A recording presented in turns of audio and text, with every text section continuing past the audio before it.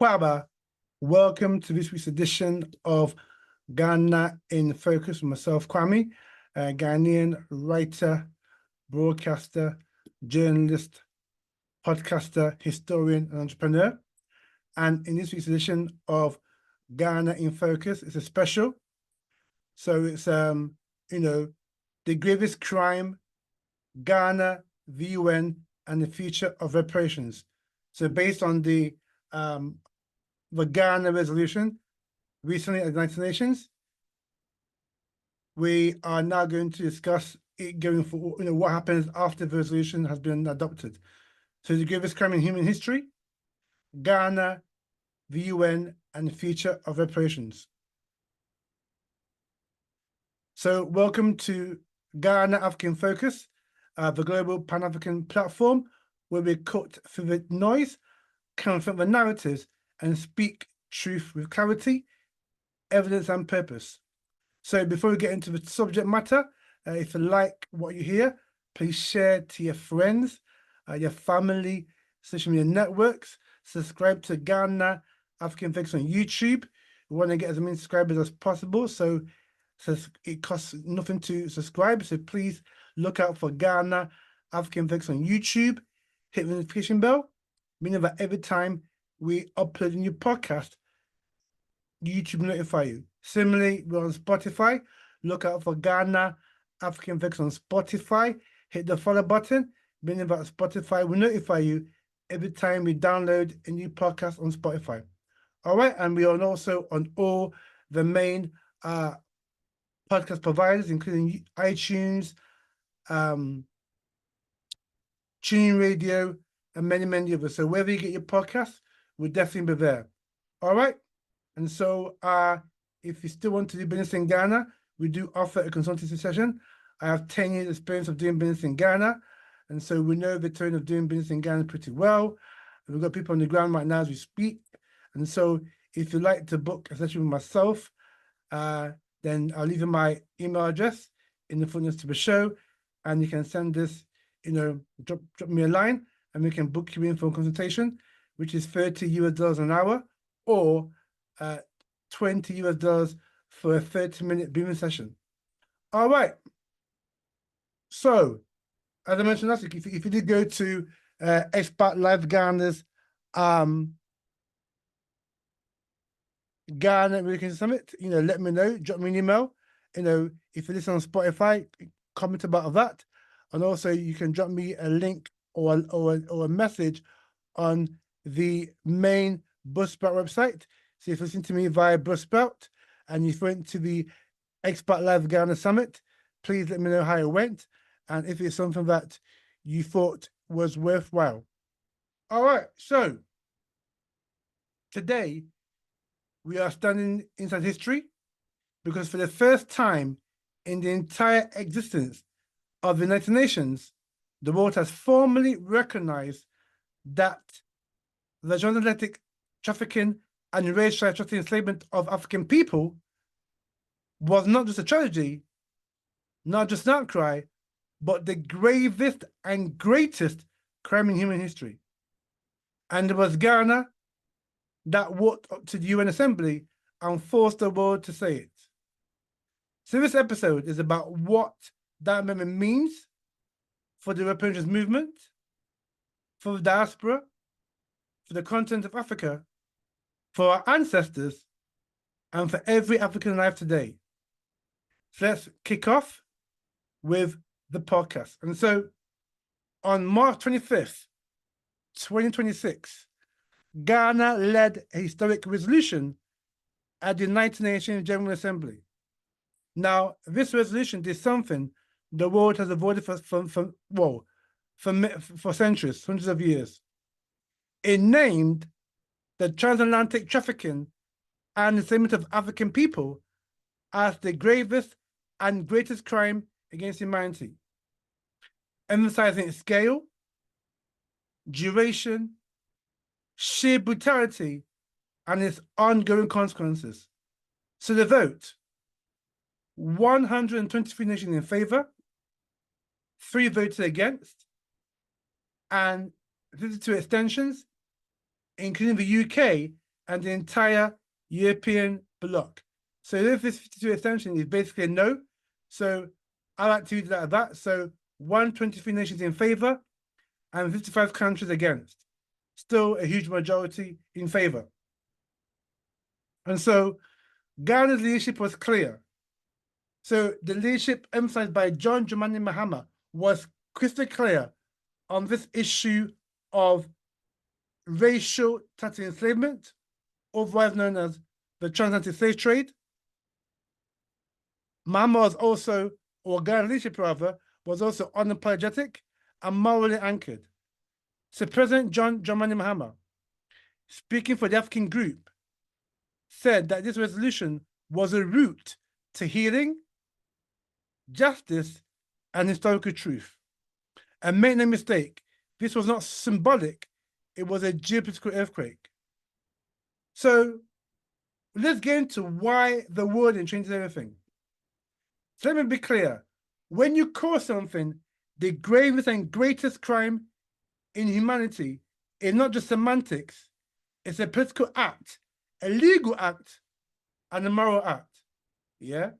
So because once you accept that the so-called transatlantic slave trade was the greatest crime in human history, you cannot continue to deny or continue to treat the consequences as just a footnote, like many Western nations do, including the US and Britain. You cannot continue pretending that the racial wealth gap that exists today just happened in isolation. No. It happened because of the legacy of racial slavery, racial chattel slavery. You cannot continue pretending that anti-Black racism, is disconnected from the past when it has current present, when it has current issues in here and now. Look at anti-Black racism in America, in Britain, in Brazil, in Germany, in Australia, in France, in Israel, in Argentina, all over the Arab world. This is a direct legacy of not just the Arab slave trade, but also the European racial chattel enslavement of African people. You cannot also pretend that Europe and America own nothing.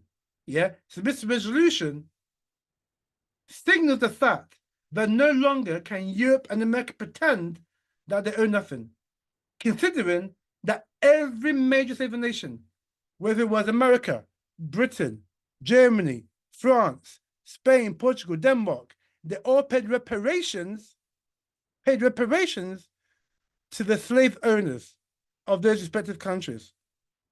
So the resolution forces the world to confront the truth that slavery was not an accident.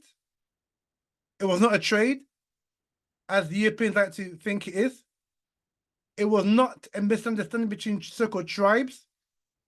The reality is that racial chattel enslavement was a global criminal enterprise, that was initiated and industrialized by European powers like the British, the Irish, the Scottish, the Welsh, the Germans, the French, the Dutch, the Swedish, Norwegians, etc., etc.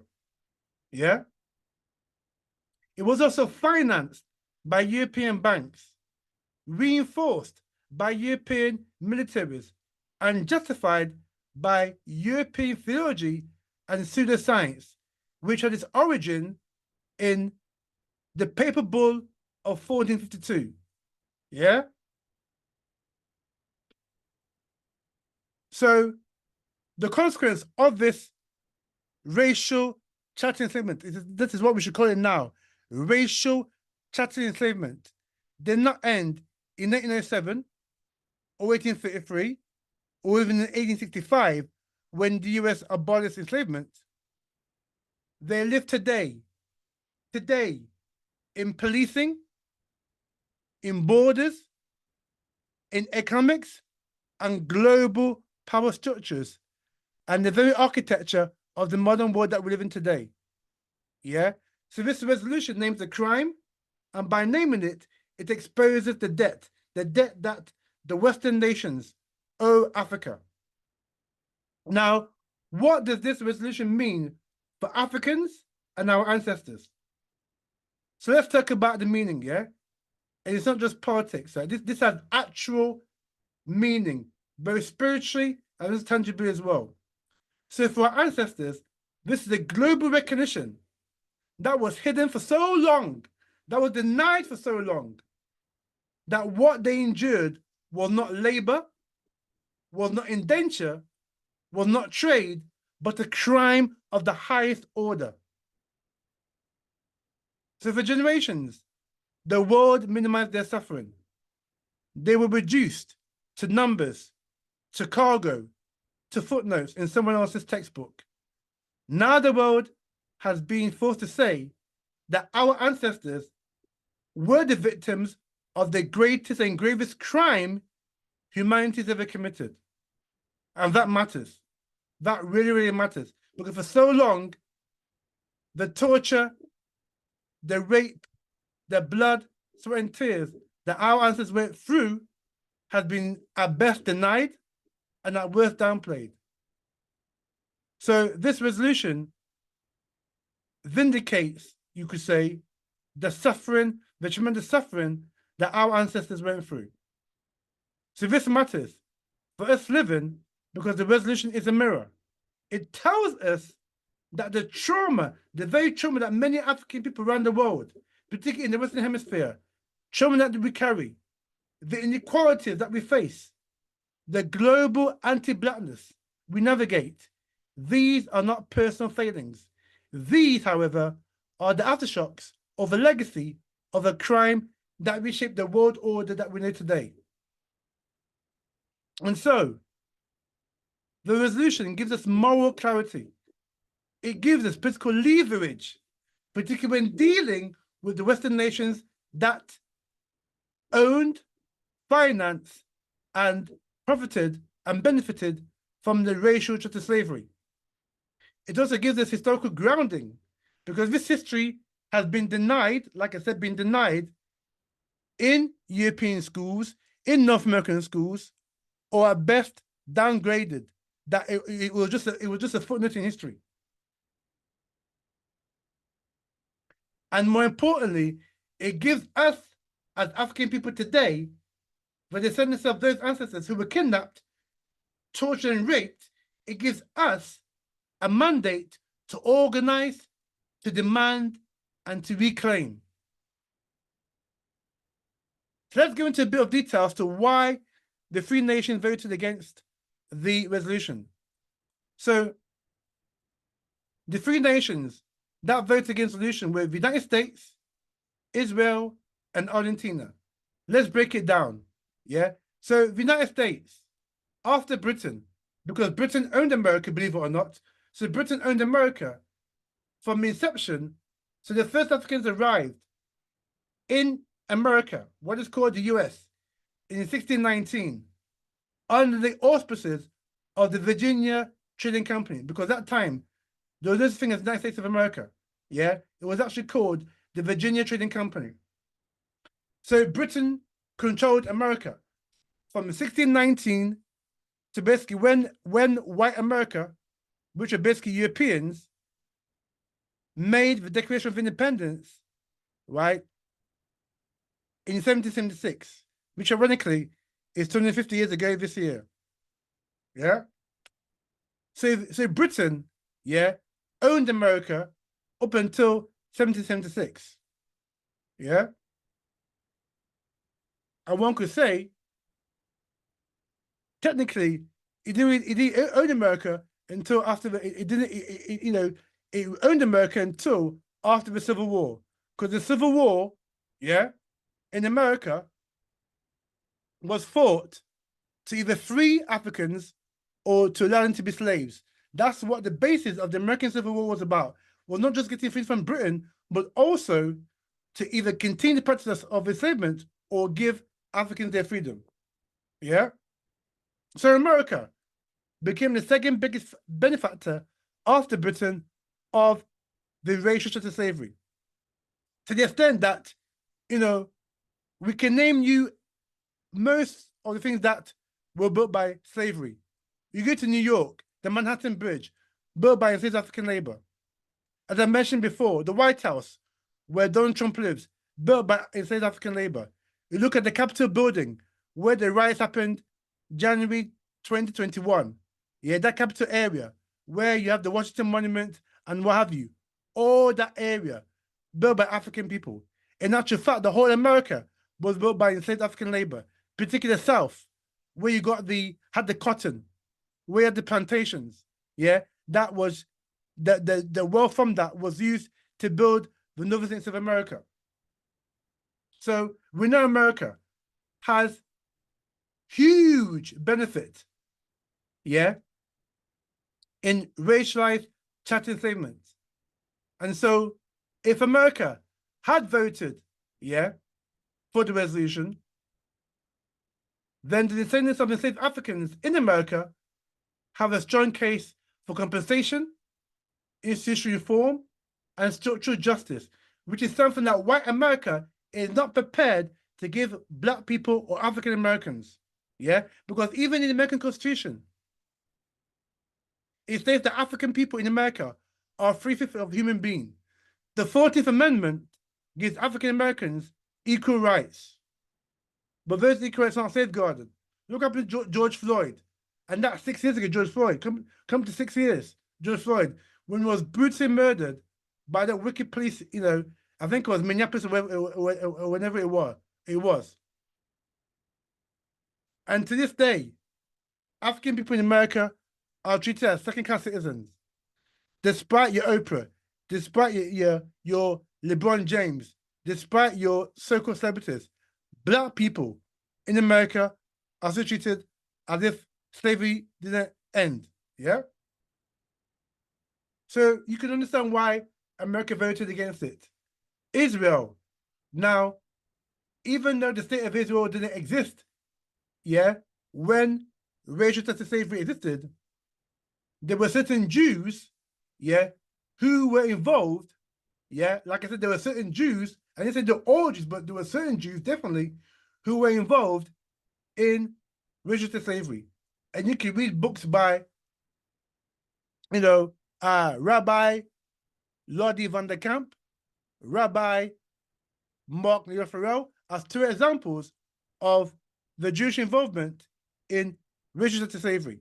And so when you put that into consideration, yeah, and then when you look at the way Israel treats its Black citizens, yeah, look at how the way they've treated Africans seeking refugee status in Israel. They shifted it over to a detention camp. I think it's in the desert somewhere in Israel, detention camp, saying that they're infiltrators, yeah, and even the Ethiopian Jews, yeah, who are from Beta Israel, yeah, Ethiopian Jews, they're treated shockingly in Israel. In actual fact, Ethiopian Jewish women were sterilized by the state of Israel so that they wouldn't breed in huge numbers. Yeah, if you don't believe me, you can check it out. Yeah. So Israel, the state of Israel, even though it did not exist 200 years ago, has a very, very poor track record when dealing with Black people, particularly in its own country. So it's not surprising that they voted against it. And like I said, in days gone by, some Jewish people were involved in the racial chattel enslavement of African people. Now, Argentina too has a history of racial chattel enslavement. Not just Brazil, that's to point out Brazil, but no, Argentina was a big player in racial chattel enslavement. In actual fact, the whole South America, present South America, Colombia, Peru, Uruguay, Argentina, Brazil, Suriname, British Guyana, French Guyana, all across southern South America, African people were enslaved. In actual fact, in all South America, yeah, had massive Black populations until they were wiped out. Argentina is a classic example of this. Do you know that Argentina's population up until 1900 was about 40% African? You know that? No, you didn't, did you? Yeah. And Argentina systematically killed the African population. In actual fact, there was a civil war in Argentina, I think in the late 1800s, whereby the Argentina leadership at the time, which was obviously white, they forcibly conscripted Africans to fight in the front line in this Argentinian civil war against the Spanish. Yeah. And many Africans died in the front line because that's what they were put by the Argentinian regime at the time. Yeah. And many Africans were taken from their homes forcibly. Yeah. Both particularly African men to go and fight for Argentina. Yeah. So that tells you the systematic approach to destroy Black Argentina. And also, they had a policy of racial mixing. Yeah. So they allowed the white people to marry Black women in the main. Yeah. And racialize the color. Yeah. So these mixed race children married white. They married white. They married white. So you think that now the Black or African population of Argentina is a mere 1%. Yeah. So you wonder why. And also, don't forget in the World Cup, yeah, 2022, when Argentina beat France, we know there's a lot of racism directed at France's Black players, African players, yeah, in the stadium and also back in Argentina. And look at just the other day, the Benfica player who insulted Vinicius Jr. is from Argentina.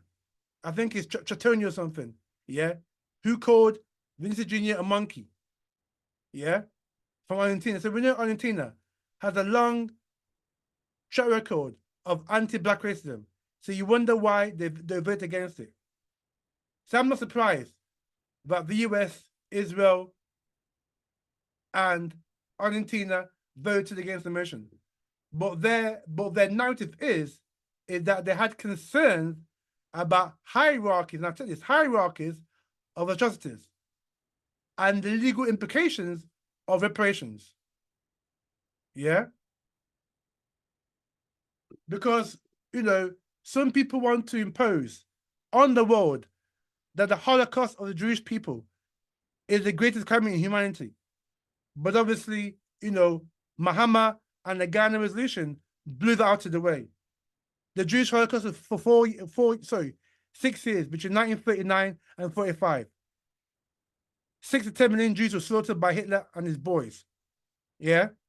But with ours, the racial enslavement, yeah, 400 years plus, from 1441 to 1889. Yeah. More than 300 million Africans were taken from Africa. About a third of those died in the Middle Passage. So which one's who? Which one's biggest? It's obvious that the African genocide or racial enslavement is much bigger a crime than the Jewish Holocaust. Yeah? And so, a voting no is not about history, it's about protecting the balance sheet. Because these countries know, yeah, that if they voted yes for the resolution, then it opens the door big time for reparations. So like I said, it doesn't surprise me that America, Israel, and Argentina voted no to the resolution. Now let's look at why Europe hid behind the extension. So we know that, you know, most of the slave nation countries, the UK, France, Spain, Germany, the Netherlands, Belgium, yeah, these were the key players, yeah, in the racial enslavement. They voted, well, to me, they voted no. To abstain means that you didn't agree with it. So it's like, no. So the abstention is just semantics. So they voted no. And also every EU member, so, you know, Czech Republic, Poland, Hungary, Romania, blah, blah, blah. Right? So like I said, they all abstained, but let's call it for what it is. It's a no. Europe said, we recognize the harm, but we reject the idea of a hierarchy of atrocities. which is very convenient for the European nations, because if racial slavery is acknowledged as the greatest crime, then Europe must confront the fact that its wealth is built on African bodies, that the Industrial Revolution was financed by African suffering, that its museums are filled with stolen, looted African artifacts, that Europe's banks, like Barclays, Bank of Germany, Bank of Paris, Bank of France, yeah, etc., was founded on slave owner compensation. Its global power was constructed through African exploitation. So Europe abstained because Europe is implicated. Europe abstained because Europe benefited big time. Europe abstained because Europe fears the bill. Absentation, right, is the language of power that wants to look moral while keeping its hands on the money. So that's the hypocrisy of the European nations that voted technically no against the resolution. Now, moving forward, what does this mean for the whole reparation movement? So the resolution is not the end, it's just the beginning of a new phase, a new strata into the reparations movement. Because now activists, scholars, governments, and grassroots movements can point to 1990 resolution and say, for the first time in history, that we are not asking for charity. We are asking you to act on the truth you refuse to vote for. Yeah? So this strengthens CARICOM's 12 or 10-point reparation agenda, which I believe, following the resolution, that Africa are now going to, use that as a focus to go deeper into the whole reparations issue. Also, it strengthens the African Union's unified approach to reparations. It also strengthens legal arguments in international courts by using the definition of racial chattel enslavement. That gives it legal arms, because so-called transatlantic slave trade was predicated on a racial bias of the system of white supremacy, of the system whereby Black people were seen as inferior, and therefore there had to be justification for chattel enslavement based on racial hierarchy and racial lines. So it's quite ironic that they say hierarchy, but enslavement of African people was based on a racial hierarchy. So that gives us that legal framework that we can use in national courts to demand reparations. Also, the resolution strengthens the case for demanding of African artifacts that sit in European museums in London, Paris, Brussels, Berlin, New York, etc., Amsterdam, etc. Yeah? It also strengthens the need for debt cancellation, because a lot of these debts the African and Caribbean countries, hold is a legacy of enslavement, colonialism, and neocolonialism. And also it puts pressures on universities, banks, and churches that profited from slavery. So we know that in the UK, banks like Barclays Bank, all the banks in Britain, right, made their money resulted from slavery. We know that the Church of England, made some money from slavery. And the current, the current Archbishop of the Church of England, who was informed, I think 2 weeks ago, is a female. Now there are calls for her, as leader of the Church of England in the UK, to pay reparations for the Church of England's massive involvement in racial chattel enslavement. And we also know that the universities in England and Scotland, like Glasgow University, University of Liverpool, University of Bristol University, Nottingham University, etc., we know through study that these universities all have links, all profited from racial chattel enslavement. Let's be clear, the resolution is non-binding, yeah? It does not automatically deliver money, land, or institutional reform. However, it gives us the moral and political ammunition to justify the call and the need for reparations. But saying that, as a people, as African people globally, we need to organize, we need to be stratified, and more importantly, we need to be unified in our collective approach to tackle this issue of reparations. And so, in closing, family, we are living in a moment our ancestors prayed for. For the first time, the world has named their suffering for what it was, the greatest crime against humanity. But look who resisted, look who abstained, and look who said no.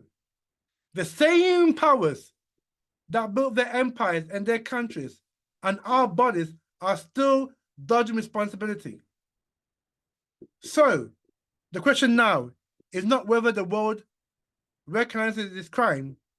It does. The question is, what will we as Africans at home and abroad do with this moment? Will we organize? Will we unify under one cogent umbrella?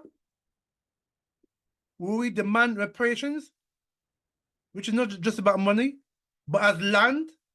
For example, Southern Africa,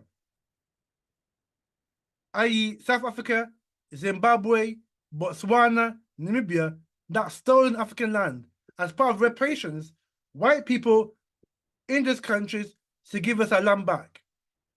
Yeah, it's also about institutions. It's about knowledge and power returned to African hands.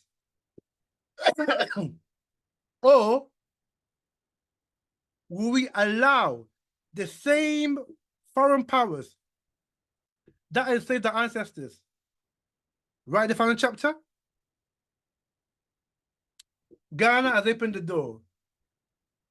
The ancestors are watching. The world is listening, and the moment is rising. So, thank you for listening to this special edition of Ghana Africa in Focus with myself, Kwame.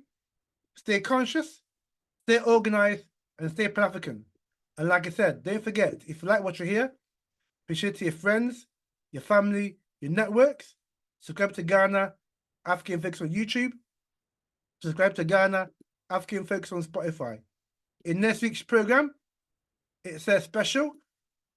Prince died 10 years ago this week, and we'll be doing a very special on Prince, analyzing his music, his achievements, and more importantly, his legacy. So that's a podcast that you definitely don't want to forget, don't want to miss next week, where we'll be analyzing the legacy and achievements of Prince. So until next week, from myself, Kwame, and from all the crew here on Ghana Africa in Focus, is thank you very much for listening, and we'll see you in the next edition of Ghana Africa in Focus.